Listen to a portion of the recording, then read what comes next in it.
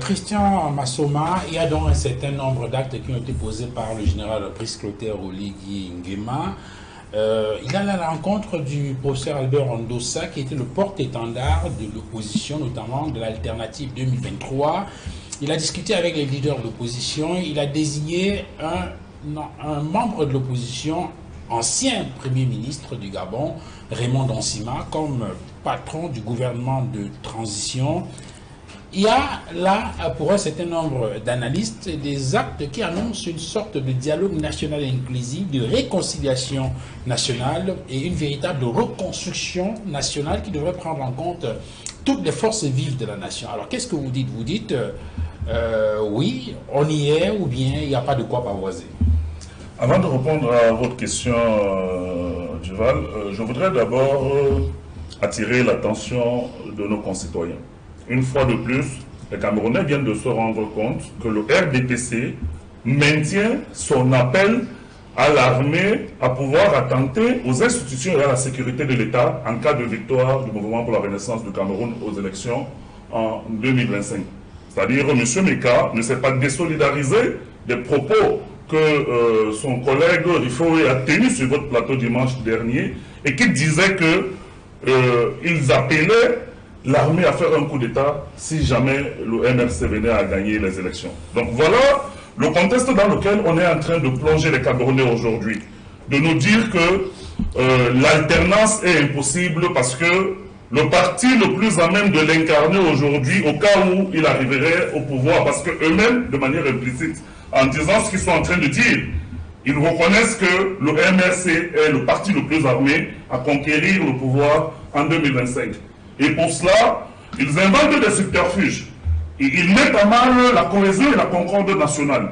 Ils portent des accusations totalement fallacieuses contre le mouvement pour la renaissance du Cameroun et le président national, le professeur Maurice Kamto, qui incarne et qui préside aux destinées du mouvement pour la renaissance du Cameroun, qui est un républicain convaincu, qui est quelqu'un avec des valeurs ancrées, qui a travaillé aux côtés de cette armée pendant 17 ans, qui connaît très bien l'armée camerounaise, qui a exalté toujours les valeurs des hommes et des femmes qui luttent au premier plan contre les fléaux qui minent notre pays. Alors quand vous entendez M. Meka ou son ami M. Rifoui balbutier des choses totalement surréalistes, c'est-à-dire arriver à des situations où ils perdent totalement la raison et évoquer des choses qui sont contre nature, qui sont attentatoires aux valeurs démocratiques, c'est-à-dire contre la souveraineté du peuple qui se serait exprimé à travers les élections, qui pourtant il essaye d'exalter. C'est-à-dire le MRC gagne les élections,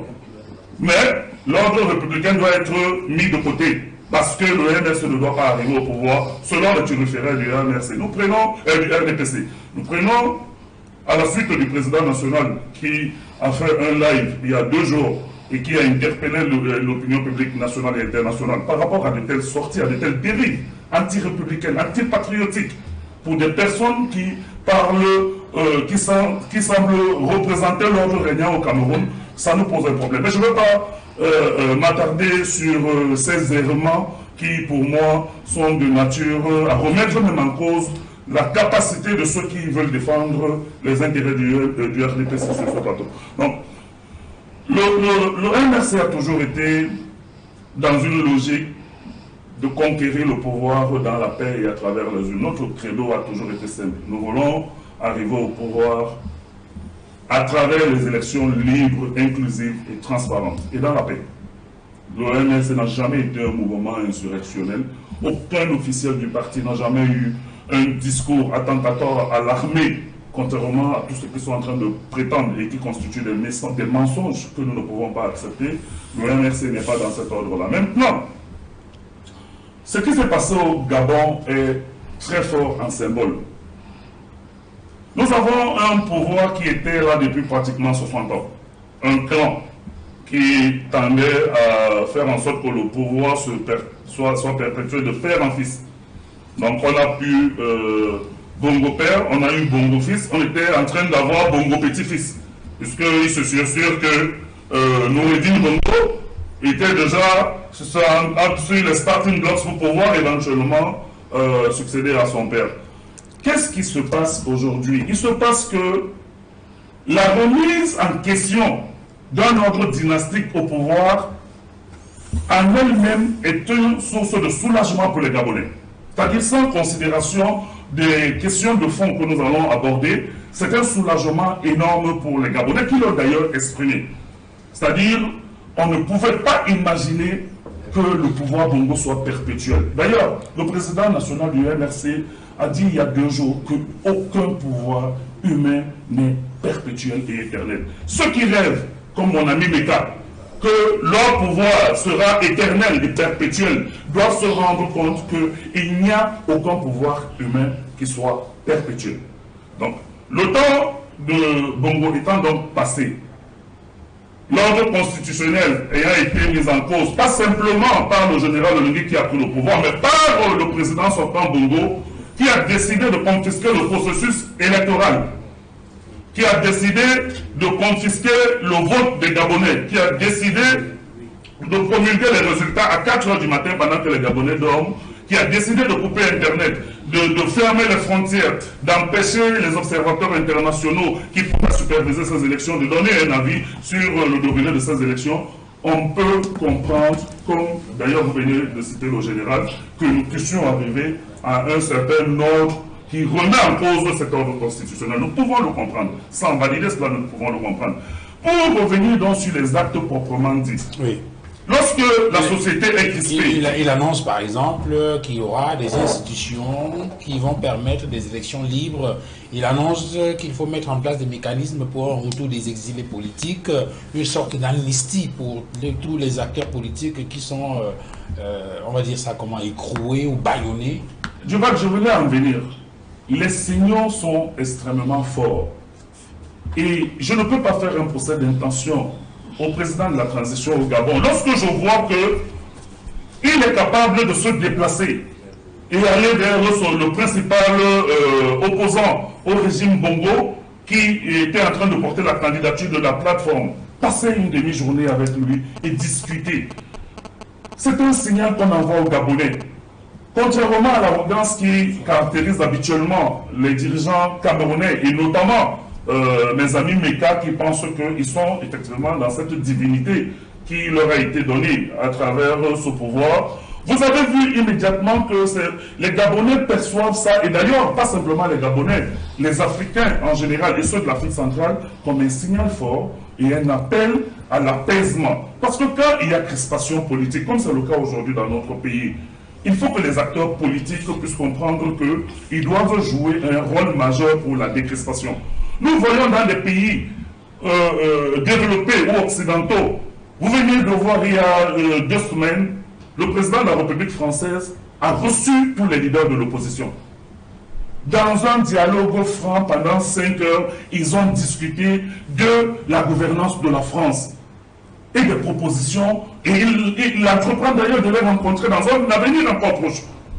Parce qu'il n'y a pas de pouvoir inclusif aujourd'hui dans nos sociétés. Je pense que Yumbi l'a dit tout à l'heure, il faut comprendre que ce n'est pas parce qu'on est le RDPC, qu'on a gagné le pouvoir, qu'on ne peut pas avoir une posture d'ouverture vers les opposants politiques et vers la société civile pour pouvoir envisager la gouvernance de notre pays sous un angle qui puisse garantir les intérêts de notre pays et qui puisse apaiser les tensions sociales.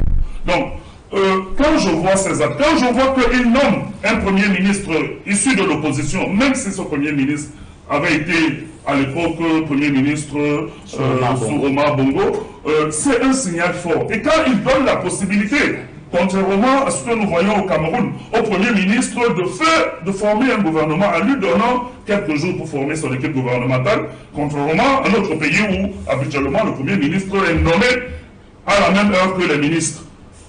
Et qu'en réalité, on constate qu'il n'échappe de gouvernement que par la dévolution constitutionnelle, mais pas par les actes qui président à sa nomination et à sa prise de fonction et autres choses. On est en voie de regarder ce qui se passe au Gabon avec admiration lorsqu'on est camerounais.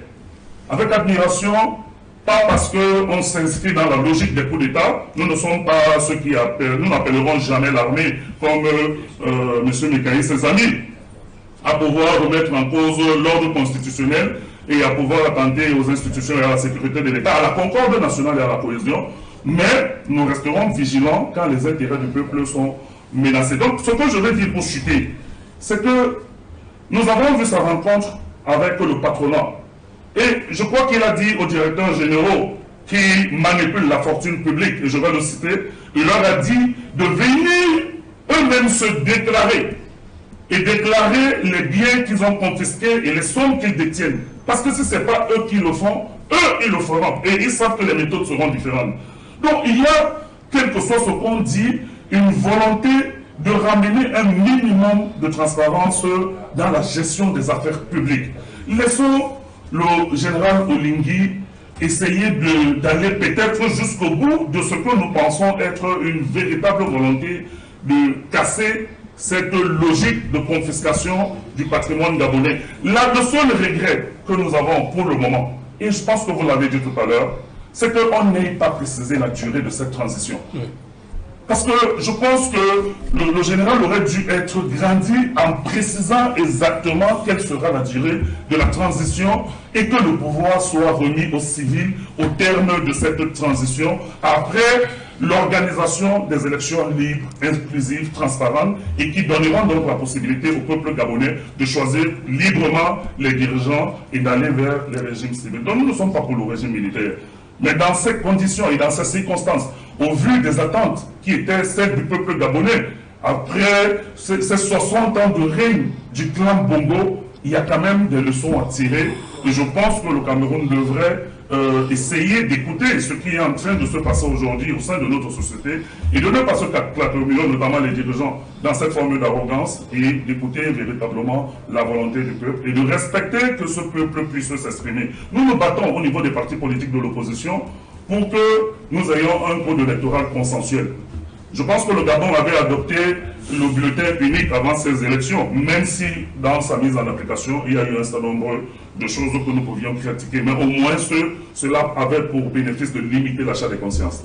Donc, nous sommes dans les batailles pour que les Camerounais soient eux-mêmes maîtres et acteurs de leur destin, et non pas que certains puissent continuer à confisquer l'avenir et le devenir de tout un peuple au profit de leurs propres intérêts et au détriment du plus grand nombre de nos concitoyens qui compissent dans la misère et dans la souffrance.